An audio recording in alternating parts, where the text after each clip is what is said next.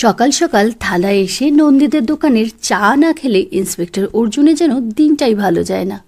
মোবাইলটা হাতে তুলেছে একটা চা বলার জন্য, ঠিক তেমন সময় স্বপন নন্দী চা নিয়ে হাজির। অর্জুন বলল, বাহ, এ তো মেঘ না চাইতেই জল। স্বপন বলল, আসলে একটা খবর আছে স্যার, ওই জন্যই আসলাম। কাল রাতে আমাদের পাড়ার একটা ছেলে সুইসাইড করার চেষ্টা করেছে। তার বাবা মা দরজা ভেঙে তাকে উদ্ধার করে হাসপাতালে ভর্তি করেছে। অর্জুন বলল, তা কেমন আছে এখন ছেলেটা? কত বয়স?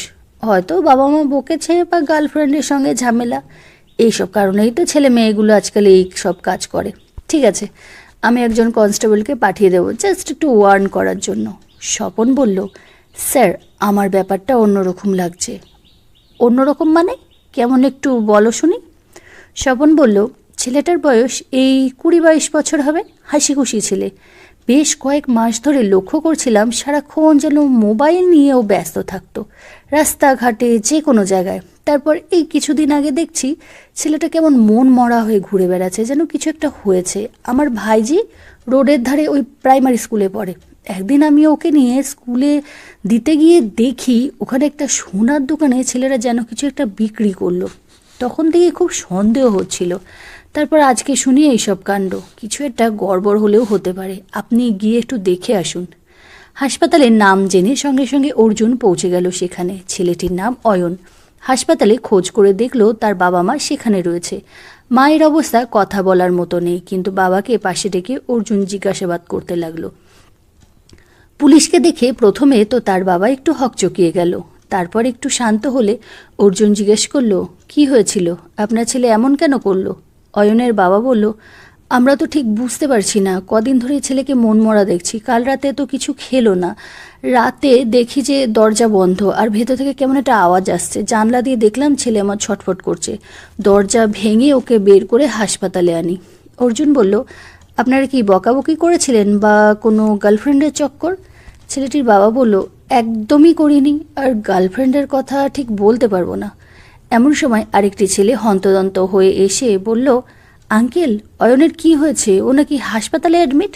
আমি বাড়ি গেছিলাম, ওখান থেকে শুনতে পেয়ে এখানে আসলাম। অর্জুন বলল, তুমি কি ওর বন্ধু? ছেলেটির সম্মতি জানাতে অর্জুন বলল, তোমাকে কিছু প্রশ্ন জিজ্ঞাসা করার আছে। তুমি কি জানো ও কী কারণে সুইসাইড করতে পারে? ওর মধ্যে কোনো পরিবর্তন লক্ষ্য করেছিলে বা এমন কিছু যার জন্য মনে হয়েছে যে ও এমন কিছু একটা করতে পারে?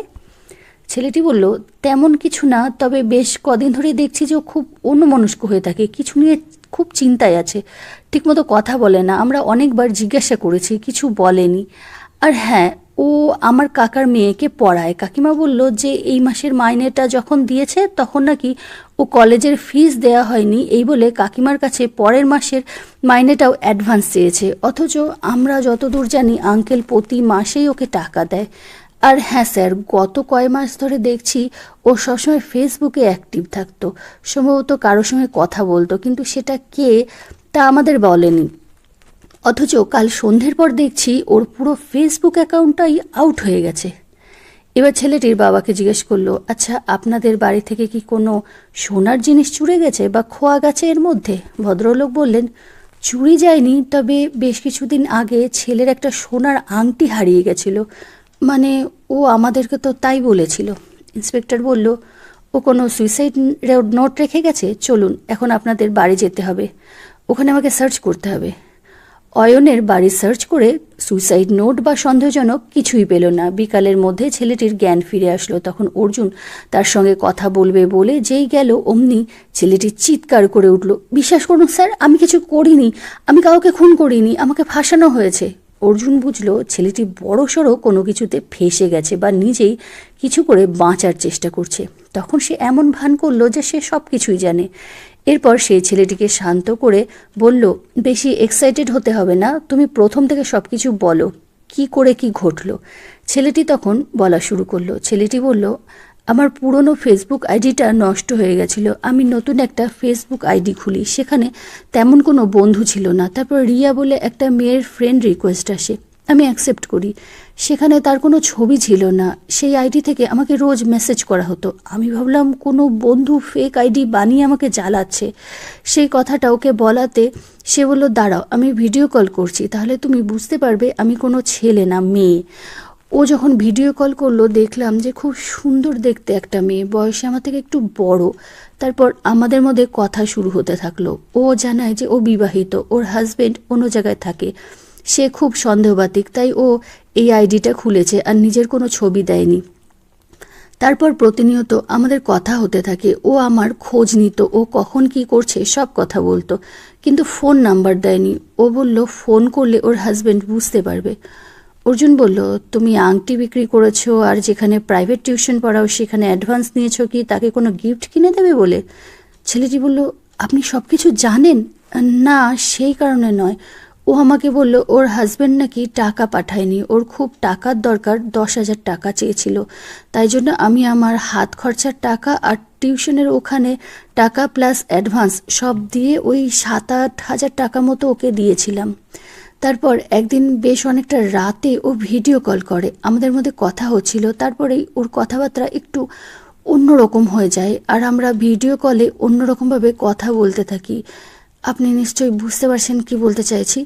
এভাবেই প্রায় রাতে ও ভিডিও কল করতো আর আমাদের মধ্যে অন্যরকম কথাবার্তা হতো। এক রাতে ভিডিও কলের সময় হঠাৎ করে ওর হাজবেন্ড কোথা থেকে এসে আমাদের দুজনকে ওই অবস্থায় দেখে ফেলে। তার পরের দিন ও চুপি চুপি আমাকে আবার মেসেঞ্জারে কল করে জানায় যে ওর হাজবেন্ড সব কিছু জেনে গেছে আর ও নাকি আমাদের মধ্যে ভিডিও কলে যে সমস্ত কিছু হতো সব রেকর্ডিং করে রেখেছিল, সেগুলো কোনোভাবে ওর হাজব্যান্ড দেখে সেগুলো দিয়ে ওকে ব্ল্যাকমেল করছে। ওর কাছে 3 লাখ টাকা চেয়েছে, বলেছে টাকা না দিলে ভিডিও ভাইরাল করে দেবে। সেই জন্য ও আমার কাছে 1 লাখ টাকা চায়, কিন্তু আমি অত টাকা কোথায় পাবো? কিন্তু ও খুব কান্নাকাটি করে। তখন আমি আংটি বেচে দিই আর এদিক ওদিক থেকে টাকা নিয়ে ওকে আমি 20,000 টাকা মতো দিই, কিন্তু ওগুলো পাওয়ার পরে ও ভীষণ কান্নাকাটি করে, বলে আরও টাকা লাগবে। পরের দিন ও আবার আমাকে ওই জায়গায় ডাকে আর কান্নাকাটি করে বলতে থাকে যে করে হোক 1 লাখ টাকা দিতেই হবে, দরকার হলে আমি যেন আমার মায়ের সোনা গয়না চুরি করি। তখন আমি ওকে বলি, রেকর্ডিং তুমি করেছিলে তো, টাকা কোথা থেকে দেবে তুমি দেখো। ও আমার পায়ে ধরে বলে যে আমি এত টাকা কোথায় পাবো, আমি ভাইরাল হতে চাই না, এই ধরনের কথা বলতে থাকে। তখন আমি ওখান থেকে চলে আসি। তারপর ও আমাকে আবার কল করে আর আমি ওখানে ফিরে যাই, গিয়ে দেখি সেখানে ও মরে পড়ে রয়েছে, সারা শরীরে রক্তে ভেসে যাচ্ছে। আমি কোনো মতে পালিয়ে ওখান থেকে চলে আসি আর তার ঠিক একদিন পরে আমার মেসেঞ্জারে ওর আইডি থেকে কটা ভিডিও সেন্ড করা হয়। সেখানে দেখা যাচ্ছে যে আমি ওকে বলেছিলাম টাকা কোথায় পাবে তুমি জানো, সেটা নিয়ে একটা ভিডিও রেকর্ডিং করা হয়েছে, আর একটাতে যেখানে ও মরে পড়ে আছে আর আমি ওর বডির সামনে। এই দুটো ঠিক ছিল, কিন্তু তৃতীয় ভিডিওটাতে দেখা যাচ্ছে যে আমি ওর বডিটা তুলে গর্তের মধ্যে পুঁতে দিচ্ছি। আমার মুখটা পুরো দেখা যাচ্ছে না, কিন্তু পেছন থেকে দেখা যাচ্ছে। আর এগুলো পাঠিয়ে ওর হাজব্যান্ড আমাকে বলে যে আমি যদি 5 লাখ টাকা না দিই তাহলে এই ভিডিওগুলো পুলিশকে দেখিয়ে বলবে যে আমি রিয়াকে টাকার জন্য ব্ল্যাকমেল করেছিলাম, তারপর ওকে মেরে ফেলেছি।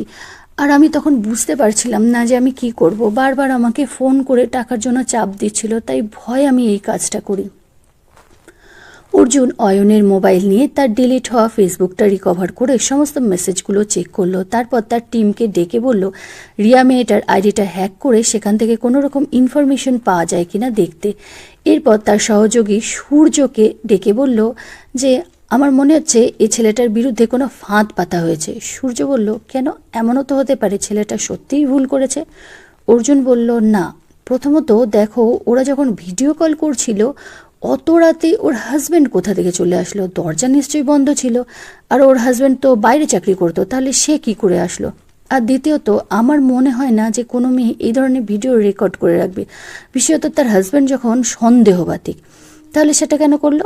আর তাছাড়া এই ভিডিওগুলো ভালো করে লক্ষ্য করে দেখো, যখন অয়ন প্রথমবার মেয়েটার কাছে আসলো তখন মেয়েটার শরীরে যত রক্ত ছিল, মেয়েটার লাশটা যখন গর্তে পোতা হচ্ছে তখন অত রক্ত নেই। তুমি টিম নিয়ে ওই জায়গায় গিয়ে দেখো কোনো লাশ পাওয়া যায় কিনা। বেশ কয়েক ঘন্টা পর সূর্য এসে জানালো যে ওই মেয়েটার আইডি হ্যাক করে সেখান থেকে একটা ফোন নাম্বার পাওয়া গেছে।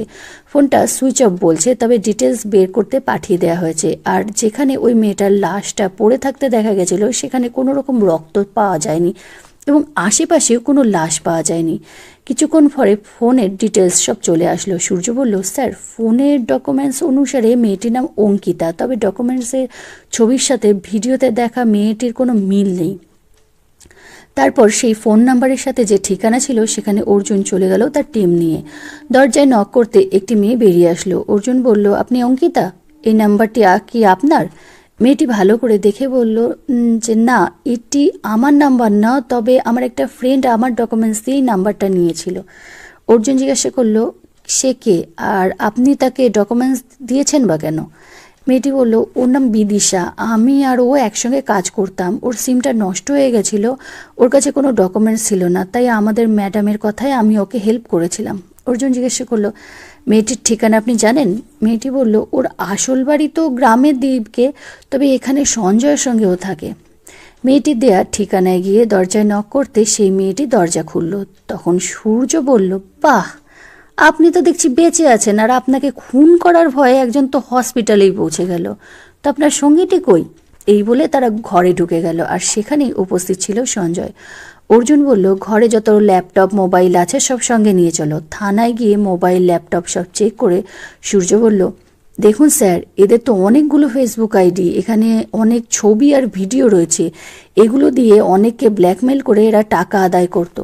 তাদেরকে জিজ্ঞাসাবাদ করা শুরু হলে তারা কিছুই বলছিল না। তখন অর্জুন বলল, এক কাজ করো, এই মেয়েটাকে বেঁধে এই সঞ্জয়ের বাড়িতে নিয়ে গিয়ে খুব টর্চার করো, তারপর একে মেরে দাও, আর এর খুনের দায়ে সঞ্জয়কে জেলে ঢোকাও, তাহলে আর আমাদের বেশি খাটনি করতে হবে না, আদালতেও যেতে হবে না। দুজনেই তখন ভয়ে সব বলতে শুরু করলো। অর্জুন তখন বলল, এদের দুজনকে আলাদা আলাদা ঘরে নিয়ে গিয়ে জিজ্ঞাসাবাদ করো, আর দুজনের বয়ানের মধ্যে যদি কোনো গড়মিল দেখেছো একদম কপালের মাঝখানে শ্যুট করে দেবে, বাকিটা আমি বুঝে নেব। এরপর দুজনকে আলাদা আলাদা ঘরে নিয়ে গিয়ে জিজ্ঞাসাবাদ করা শুরু হলো। প্রথমে সঞ্জয় বলতে শুরু করলো। সে বলল, আমার একটা গার্লফ্রেন্ড ছিল, সে চাকরি করত, আমি বাচ্চাদের আঁকা শেখাতাম, তেমন কিছু ইনকাম ছিল না, গার্লফ্রেন্ডের টাকাতেই আমার হাত খরচা চলতো, কিন্তু ও আমার থেকে ব্রেকআপ করে নিয়ে বিয়ে করে নেয়, আমার হাত খরচা বন্ধ করে দেয়। তখন আমি আমাদের পুরনো ছবি আর কনভারসেশন দেখি ওকে ব্ল্যাকমেল করে অনেক টাকা আদায় করে নিই, কিন্তু তারপরে ও আর টাকা দিতে চায়নি। এরপর আমি অন্য রাস্তা নিলাম। আমার ড্রয়িং ক্লাসে যারা আঁকতে আসতো তাদের দিদি পিসি সবার সঙ্গে ভালোবাসার নাটক করে নানা রকম ছবি তুলে তাদেরকে ব্ল্যাকমেল করতাম। এভাবে চলছিল ভালোই। একদিন একটা মেয়ের দুই দাদা এসে আমাকে খুব মারধর করে যায়। ব্যাপারটা জানাজানি হতে আমার আঁকার ক্লাস বন্ধ হয়ে যায়, বাবাও ঘর থেকে বের করে দেয়। তখন আমি এখানে আসি আর অন্য ফাঁদ পাতি। আমি ফেসবুকে মেয়ে পটানো শুরু করি, বিবাহিত অবিবাহিত সবাইকে, যাদের আর্থিক অবস্থা ভালো, তাদের ছবি ভাইরাল করার ভয় দেখিয়ে তাদের থেকে টাকা আদায় করতাম। অর্জুন বলল, আর এই বিদেশা মেয়েটাকে তোমার বউ? সঞ্জয় বলল, না, ওর সঙ্গে আমার আলাপ হয়েছিল একটা মেসেজ পার্লারে। এদিকে মেয়েটি বলা শুরু করলো। মেয়েটি বলল, আমি গ্রাম থেকে এখানে এসেছিলাম কাজের সন্ধানে, একটা ম্যাসাজ পার্লারে কাজ করতাম, কিন্তু থাকার জায়গা ছিল না। ওখানেই আলাপ হয় সঞ্জয়ের সাথে। ও আমাকে নিজের বাড়িতে নিয়ে আসে, আর ওই আমাকে বলেছিল এইসব করতে। ও ফেসবুকে মেয়েদের ফাঁসাতো, আর আমি ছেলেদের, আমি বিবাহিত আর ভালো চাকরি করা এমন লোকদের ফাঁসাতাম। তাদের সাথে ভিডিও কল করে সেগুলো আমি রেকর্ড করে রাখতাম, আর বাড়ির লোককে জানিয়ে দেওয়ার ভয় দেখিয়ে তাদের থেকে টাকা আদায় করতাম। এবার অর্জুন বলল, তুমি তো বিবাহিত লোকদের ফাঁসাতে, তাহলে এই ছেলেটাকে কেন ফাঁসালে? মেয়েটি বলল, আসলে ওর বাবাকে আমি চিনতাম, ইলেকট্রিক অফিসে কাজ করে, আমি দেখেছি ওনাকে অনেকবার। আর ছেলেটার ফেসবুকে ওর বাবার সাথে ছবি ছিল। আমি ভেবেছিলাম যে এটা ওর বাবার আইডি, কিন্তু যখন ভিডিও কল করি তখন বুঝতে পারি যে এটা উনার ছেলে, কিন্তু তাও ভাবলাম যে দেখি এর থেকেই যদি কিছু পাওয়া যায়। অর্জুন বলল, অন্যদের তো ভিডিও রেকর্ডিং করে ভয় দেখাতে, তাহলে এসব মার্ডার ফার্ডারের ভয় দেখালে কেন? মেয়েটি বলল, আমি প্রথমে একবার আমার হাজব্যান্ড টাকা পাঠাচ্ছে না এই বলে ওর কাছে কিছু টাকা চাই, দেখলাম ও যা হোক করে টাকা দিতে পারবে, তাই জন্য ভিডিও ভাইরাল করার ভয় দেখিয়ে ওর কাছে টাকা চাই। ও কিছু টাকা দিল, কিন্তু আর দিতে চাইছিল না, তাই যাতে ও ভয় পেয়ে আরও টাকা দেয় সেই জন্যই আমরা এই নাটকটা করি। অর্জুন বলল, আর লাশ পোতার ব্যাপারটা, ওটা কি? মেয়েটি বলল, ওগুলো সবই সঞ্জয় করেছে। সঞ্জয় অয়নের মতো জামা পরে লাশ পোতার অ্যাক্টিং করেছিল, আর সমস্ত ভিডিওগুলো লুকিয়ে রেকর্ড ওই করেছিল যাতে অয়ন ভয় পেয়ে টাকা দেয়। অর্জুন বলল, সবই বুঝলাম, তোমাদের ফোন আর ল্যাপটপ থেকে যা তথ্য পেয়েছি তাতে দেখছি দুটো মেয়ে ওই সঞ্জয়ের জন্য সুসাইড করেছে, আর এই অয়ন ছেলেটা তোমার জন্য।